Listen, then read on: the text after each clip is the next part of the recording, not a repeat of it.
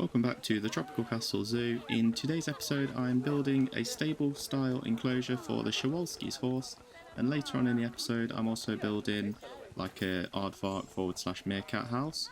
So before we get started, the guests do need some more shops within our current franchise zoo. So I picked out this area just on the top of this embankment because, as you can see here, the guests' needs are quite low, if I'm being honest. So I do need to build some more food shops and drink shops. It will just count towards their overall happiness, because as you can see on the bottom, the guest happiness rating is currently amber, which is like a neutral. They're not particularly sad, they're not particularly happy. So this space here is ideal. So it's kind of, as soon as you come up the hill, there's a little food court area as such, and they'll be able to stop off and get refreshments here before they enter the rest of the zoo. So I think this is quite a good prime location, so I'm just going to start here and just start building this. So as always, just using a selection of the favourite shops. So the likes of Gulpy Energy, Street Fox Coffee, Pizza Pen, the Mexican one, and I've got them all favourited because they're the ones that I like to use. So just going to pop them in now. It will also increase our profit within the zoo as well, so that will also boost our money, because as you can see we are running a little bit low. Well, I'll say a little bit low, but in Planet Zoo terms we are running a little bit low on money. So this will help overall. So just going to pop some shops in, and then just going to build like an Asian style food court.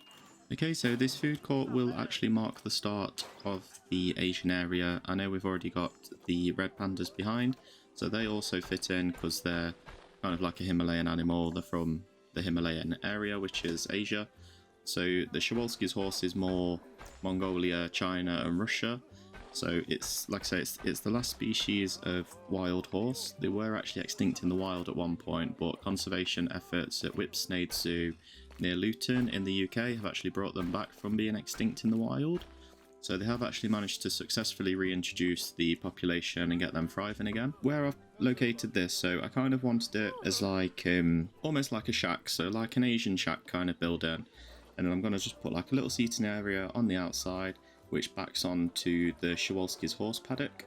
So I kind of want it so you can go in, get your food, and then you can sit down in the seating area and just have like the horses next to you. So I was just looking as well just to see if any of the zoos in the UK still have the Przewalski's horse, and obviously the main one is Whipsnade Zoo because they are the ones that brought them back from extinction. The other ones is Woburn Safari, Highland Wildlife Park up in Scotland, Edinburgh Zoo, and unfortunately I haven't actually been to any of those zoos. There is quite a few of those on my list. I know Edinburgh, Highland and Whipsnade are very high up on my list. They are probably must visits this year, I think, for me. It's just getting time to actually either go up to Scotland or go down London way, because both of them are a little bit of a drive, but I'm going to try my best to try and get to them because they've got some pretty cool animals at that one. I do wish I went to Edinburgh Zoo in the last couple of years because their two giant pandas, have actually departed now back to China. So that's a bit gutting that I can't see those. However, there is a zoo in Berlin that still has the pandas. They've got like a little panda, I think it's called like the Panda Lawn or something, and hoping to get out there at some point in the next year. I was planning on going beginning of May, but I think I'm going to postpone that a little bit. Probably go mid-June time and just see when is best to actually go. Okay, so back to the build. So I just wanted to keep you updated with what I'm building here. So I'm using the dry stone wall pieces. So as standard, just using the 4-meter ones and the roof pieces. What I'm doing here is just duplicating those two over. I know if you duplicate it, you will have to flip it around because it will be on the outside of the grid. If you're building on the outside of the grid, that's fine, but I've done the inside of the grid here, so it's just a case of flipping them around and then popping them into position. So just going to make more of like a doorway here because I think that doorway is a little bit too wide. So just using these pieces. I'm not actually sure what these pieces are used for. I presume it is for using like this. I like to use them on animal houses as well because it makes like a smaller kind of hide for them. I know with smaller animals you can get it quite small, or you can just use the bigger pieces. But for human buildings, not animal buildings, I prefer to use these ones because they just make a bit of a wider door, and we haven't actually got that option in game without doing this. So just going on to the roof now, so just using the Asian style roofs. So I think these go quite well with this wall piece. So just going to fill in the roof with that one. Like I say, I'm just keeping it very basic with the building here. It's just a food court. It's just somewhere to grab a quick bite to eat, sit down, have it, and then carry on with your adventure around the zoo. So we also think with the clay tiled roof pieces that I'm using at the minute as well, they fit really well with the Asian theme, and I do like to use these on quite a lot of Asian buildings that I've done. So in a sandbox zoo that I did, just kind of like a mess around one, I did make a giant panda habitat, and the majority of the habitat was kind of using these and using the, I'm not quite sure what they're called in real life, but the red Chinese kind of patterned walls. I think they're pretty cool as well. I would like to add giant pandas to this zoo, preferably in this kind of area, but probably going to have to find some space for that, because at the minute I've kind of got a plan of where I'm putting everything. So obviously following on from the path, we do go down a little bit with the Asian area, but we do tend to stick to the general path as such. But yeah, other than that, I think giant pandas would make a really good addition to this zoo. That could be something I can add at a later date, because I think they're quite cool. I think the guests quite like those. They tend to be like the top animal exhibit. Okay, so that is pretty much the food court done. So just to recap, so I used the dry stone walls for the outside and the clay tiled roof pieces for the top. So I know I call the clay tiled roof pieces like the Asian roof because I use them quite a lot in Asian style buildings. Obviously, call them what you want, but that's just an easy way for me to reference those. Okay, so what I've done here, because I have blocked this area off with a staff path, all the staff are exiting because they haven't got any customers to serve. So I'm just going to swap that over to a normal path in the hopes that they will return back to their stations within there. So they will probably go to a staff room first, I would have thought. Yeah, they're all heading towards the staff room, so we'll let them go to the staff room, have a sit down. I don't know why I didn't need a break, because they've only just arrived at work, but it's what it is. So that is the food court complete. So I'm doing the seating area in this section here.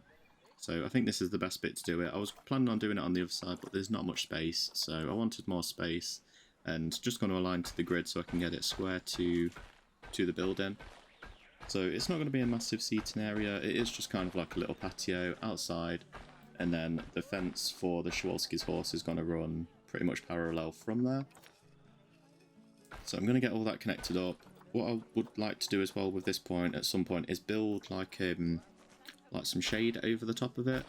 So I definitely think if I was to go ahead and actually build some shade around here, what I would like to do is have like really thick wooden beams, and then have like a structure over the top and have like fabric woven in between the beams, but I don't know if that is possible to do in Planet Zoo. I imagine it'd be quite tricky. I might actually give it a go, because obviously this zoo isn't finished, so I can still go back and touch up little bits, and I can add like a section in a later video. So just going to pop some tables down. So I'm going with the Asian themed tables. I think these are pretty cool. They add a bit of character to the area. So I'm not overly like filling this area, because the guests won't actually be able to sit down and stuff. They've got to have space to get to and from the tables. So that is pretty much where I want everything around here. So just going to add a couple of benches and stuff as well. It's just to fill the areas that we've already built, because we haven't actually got much seating around this zoo. I started off building it and then I kind of just stopped. So I'm just popping a couple around previous episodes that we've done, previous enclosures as well. So I like the style of just doing two on each side with this, because I think it looks quite modern already, this area, so I want to keep it kind of symmetrical and parallel. So that will do for this area. So as you can see, I've added a couple more to the waterfall feature. Going to add a couple in front of the capybaras, just so people can sit down and just chill out and watch them. And then I'll kind of follow that through all the way through the zoo. Just add loads of seating everywhere, because that also adds to their energy as well. So if they can have a sit down and have a rest, the guests won't be as drained, if that makes sense. So just going all the way around in front of the Swan Lake as well. So I feel like that would be quite a nice view to kind of sit on a bench and just watch over the lake, watch the swans with the castle in the background. I think that would be pretty cool. It's also quite nice to kind of look through the zoo as I built it for the episodes, because when I did the first, second and third episodes, they were quite a while ago. So obviously I brought the zoo up to speed in real life. Obviously as I'm recording this today, the zoo is pretty much complete, but it's nice to go back and see everything that I've built so far, because the way I've done it now, there's quite a lot surrounding what I've built. So I feel like the original enclosures have kind of been not so much surrounded, but I've kind of forgot about them. So it is nice to kind of watch where I was at one point and watch build it up to where it is in today.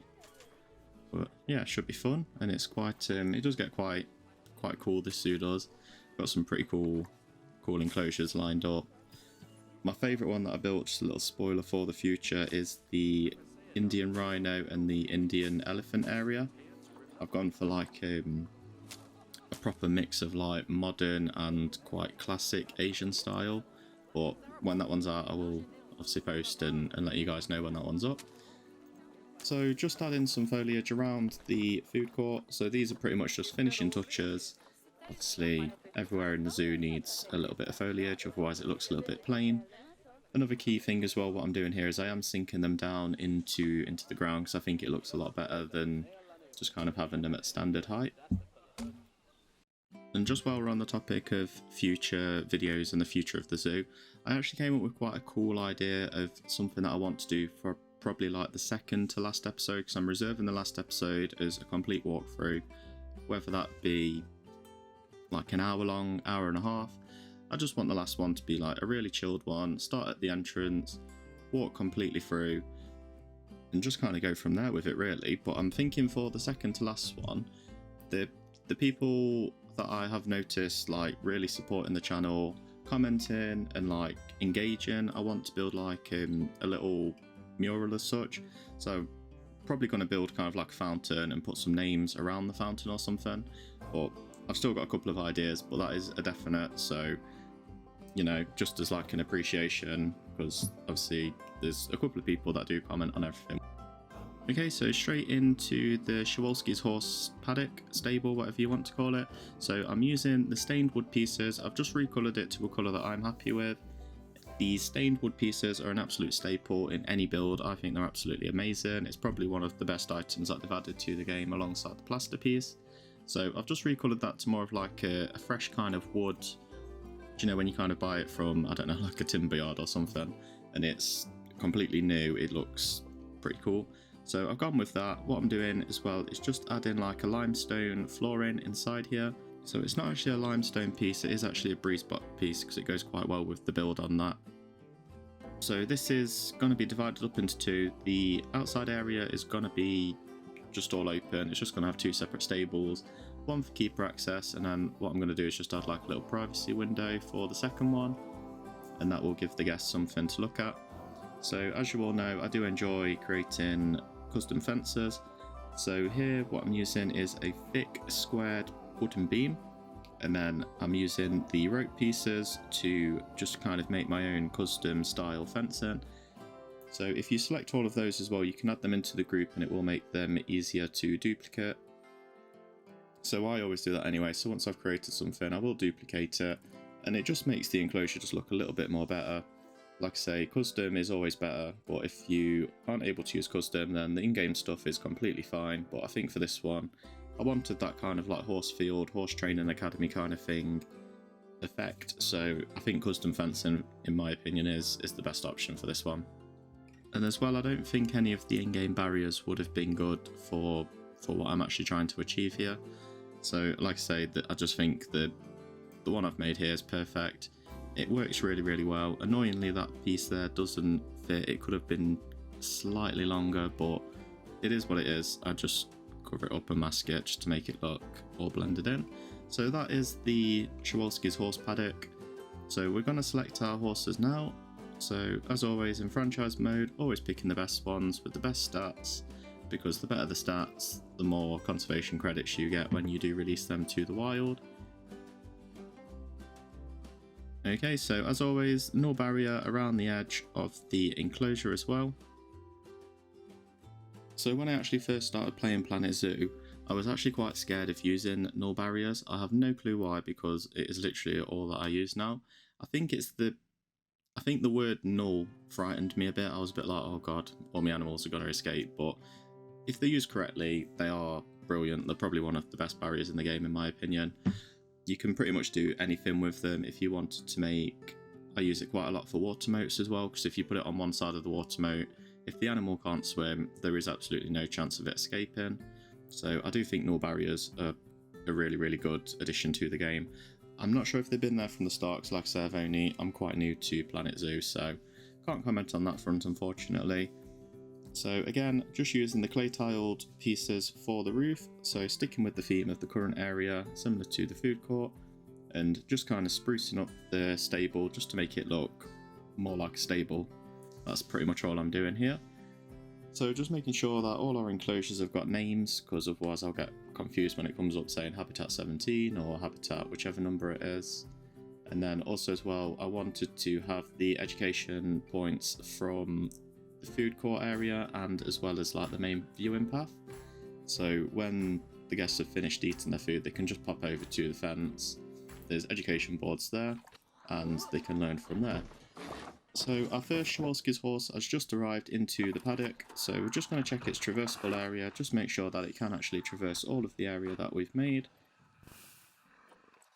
Okay, so I'm not going to try and pronounce that name because it's quite a complicated name, but other than that, the traversable area and the space requirements are on the edge, but they're green, so that's good.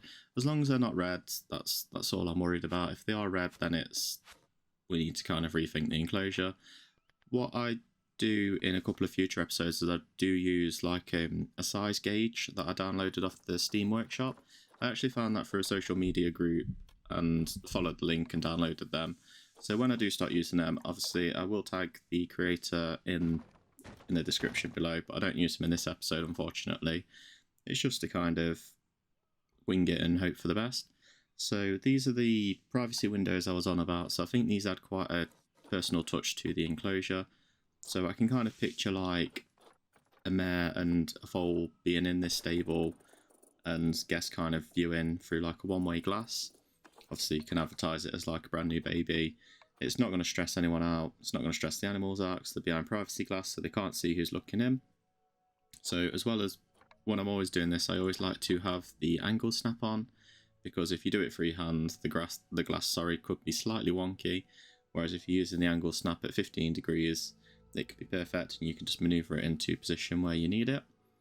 So once you've got the glass into position, I literally just copy it over and all the way through, and that is all the privacy glass done. So if we just pop out of this, so if we pop inside, you can see the horse can barely see out of that one, so it's not going to cause the horse any stress, and it can rest in here and people will be able to come up to the window and see the horses. Okay, so this isn't something I've done in a lot of my zoos, but I've never really played around with the webcams. So I am actually going to start using these because I do believe they count towards the marketing quota. So just going to pop a couple in here. So obviously in real life, the only time you would look at a webcam would be online. Like I know I've seen a couple, I don't know if Yorkshire Wildlife Park have them online, but when you're in the park you can actually use the webcam to see the baby rhino in his little enclosure. And then obviously when he comes out he's on show for everyone, but when Mum and Rhino are in the house, they've got a little webcam set up. I know Dudley Zoo have the webcam for the tigers and the red pandas, I think. Or it's either the tigers and the snow leopards, I can't remember which two. So from here what I'm going to do is I'm just going to select all the trees that are suitable for the Przewalski's horse and just make it a little bit more natural for them. I don't want to overdo it with the foliage in this one, because like I say, it's a horse species. I would picture these to be running around in like grasslands and stuff. So just going to add all the enrichment that they require and just a couple of trees and just a couple of bushes, just so that the guests can still see in. What I like to do as well is I do like to use the scratching posts as kind of like a mixture in with the trees, because you can kind of blend them in, and obviously they use it as enrichment, which is really, really good. Okay, so I'm going to leave it at that for the foliage, because I think it goes quite nicely. We've got a little bit of foliage outside the enclosure at the side, and then obviously the hill at the back is quite a drop, so I think the background fills it in quite nicely, and I think the guests would be kind of happy with this level of foliage, because there's not too much that they'd hide behind like trees and stuff, because they've got that little stable at the back as like an off-show area. So that is the Przewalski's horses completely done and dusted. What I will do is I will pop back in a future episode and do the shade area I was on about in front of the food court. So we're just hopping over to the other side of the park. So this is where the aardvarks are going to be located. So I'm building kind of like a Tecton style enclosure for these. So it's going to be small, but it's going to be just within their requirements because we are playing within franchise mode. So we need to be very, very careful with those. So these guys are from Africa and they are going to share their enclosure with the meerkat. So I'm going to do a central building and 2 enclosures at the side. They are going to share it, but in real life, if we picture it as like, if they need to be separated, we can separate them. But in the game, we're not separating them, we're just keeping them as they are. So I'm just following the guidelines that I've drawn out already on the ground with the terrain painter tool. So just getting the right colour for the building, and then I'm just going to make a start on those, and then just get that first initial start to the build, and then I can map out where I want to go from there. So recently I have been quite inspired by quite a lot of Tecton buildings, so I think since visiting Dudley Zoo, I've taken a little bit of inspiration, I think, from the buildings they have there, because it is I want to say it's the largest collection of Tecton buildings in the world. If it's not the world, then it is Europe, or the UK, just narrowing it down even more. But it's got one of the largest collections of Tecton buildings. My favourite one there, which isn't actually in use anymore, but they've like preserved it. It's like a national lottery kind of thing. It's got a little sign up, but it's called the Bear Ravine. So I think back in like the 90s and the 80s, they did have quite a few bears in there. And then on the other side of the zoo, they also have the polar bear pit. Obviously, I don't agree with how big it was, but it is a nice building and they have repurposed it for a lot smaller animals now, which is good. So there is images kind of highlighting the history and how they've moved on from that, but to kind of look at it and see what the polar bears actually used to live in is quite horrific in this day and age. But I'm glad they moved on and they've made like adaptations to it now to counter for smaller animals. So I think the whole of the polar bear pit, I think it was only the middle bit, which is quite small. And just to put it into perspective, they have Arctic foxes in there now, which are absolutely tiny.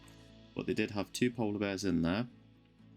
And it was just your standard classic bear pit. It was really small. I don't know how the bears kept sane in there, because I think if any normal polar bear would probably go insane. But they have 2 off-cut kind of things at the side, 2 kind of runs. And in one side it's quite large. They've got 2, I want to say Siberian tigers, or they might be Sumatran tigers.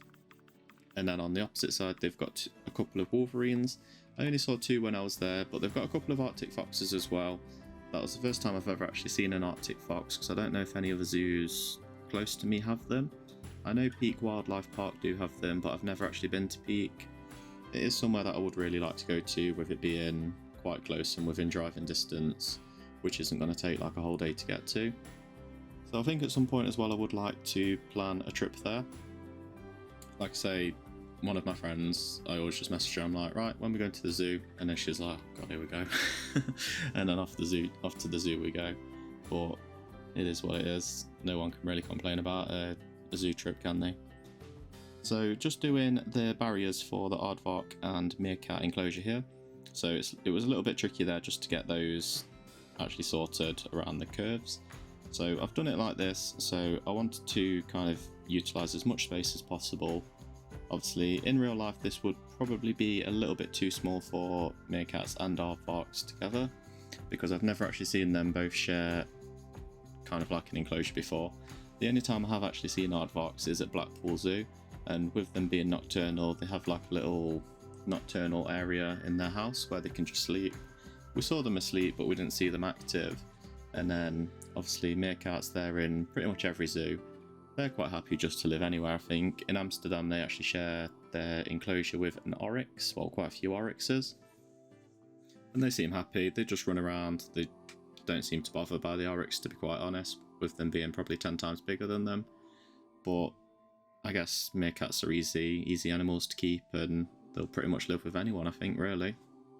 So just theming the barriers just a little bit more just to make it fit the theme of the area. I know I've kind of stepped out of the African theme and gone into Himalayas behind, but we're kind of stepping back into the African theme here. So I want it to feel as authentic as possible for the animals. I think having these stones covering the pillars of the barriers is quite a good shout. I quite like it, I think it's pretty cool. And then as always we're putting the privacy screen in as well. So what I always do is I put it midway between the panels, and then I just sink it down to where I need it. So I'm quite happy with the overall layout of that enclosure so far. It's pretty much what I had in mind, because majority of the buildings in this area have this green kind of roof, like the classic style building. Like we've got the giraffe house, then we've got the toilet block next to us. So in real life I would imagine this to be like one of the classic buildings here that's been here from the very start of the zoo. Been here probably, what, 50 plus years? Obviously in game it's been 32 years, so we'll ignore a second that, but just pretend.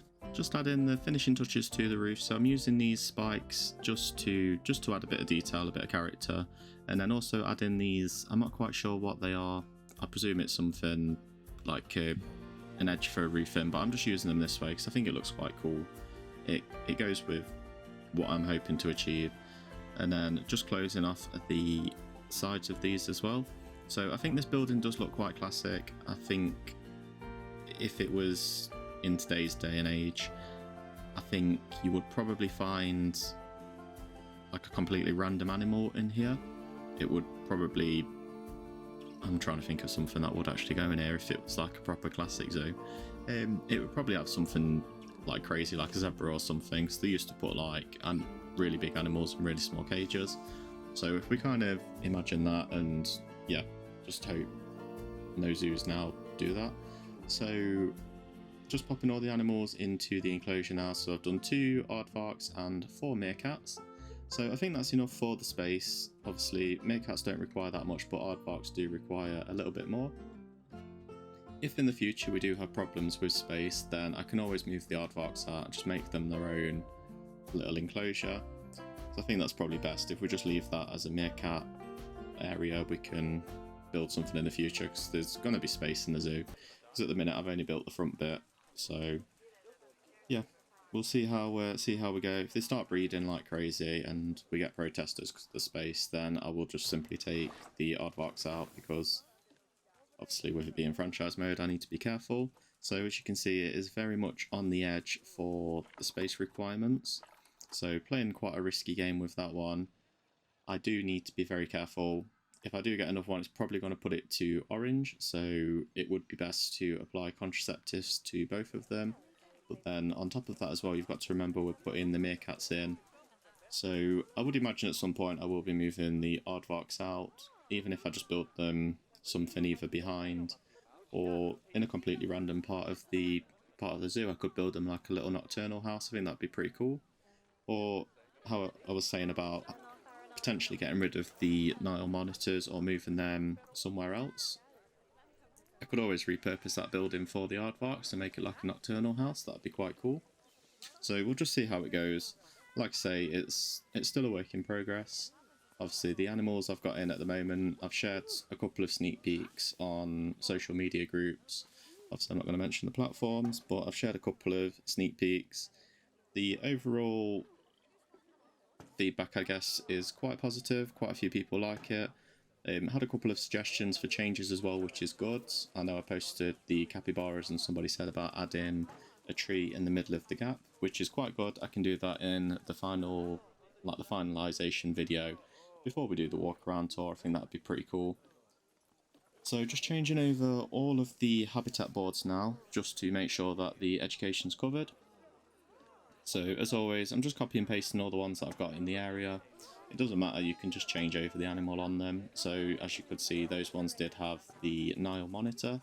So just going to change it all to the aardvarks. So our meerkats are all done in the quarantine now, so just going to pop them in as well and hope that it doesn't take the percentage down too much. I'm hoping they can live in harmony and not have issues with space, but like I say, if they have issues with space, we will just completely take them out and just have it as meerkats. So we've got quite a bit of a crowd already just to see the one aardvark, so that's quite good. So I'm hoping the donations come in quite fast for these guys. So another thing I'm not really happy about is the people lining up on the staff path. Obviously the path system in Planet Zoo, it wouldn't let me actually put a staff path there, it would just join it straight up as a normal path. I've tried many different things, but it ended up deleting that kind of cross section where the bench is. It deleted the whole bit of path, and I don't want it to do that. I don't know any other way to get around that, so if anyone actually knows how to kind of fix that, that would be great. Pop it down below and I can change that over, but at the minute I'm not able to find a solution for that, so the guests will just have to kind of stand there and look if they want to. So in this episode, I don't want to do too much of the aardvarks because it is the Przewalski's horse episode. So I'm just gonna very basically start the decor in this enclosure, and then the rest of it will be done in the next episode. So I'm not going to say what the next episode is, but I will finish off the aardvarks in that one. So what it will be is just completing the inside of the enclosure, just adding some kind of dens and the rest of the enrichment items. Also as well, I don't know if that crowd there just caused that lag, but I'm not quite sure, but the game started lagging quite weird. But my FPS was pretty decent still, it's still about 60, so I don't actually know why that happened. So our meerkats have arrived, so just going to check their space requirements. Yep, so again they're also on the edge as well. So I'm not too worried about those because their requirements aren't as much as the aardvarks, so hopefully they should be able to stay and we shouldn't have any issues with that. Okay, so I'm quite excited for the next episode. It is quite a long episode. It's probably going to be over an hour. I think it's going to be quite a long one.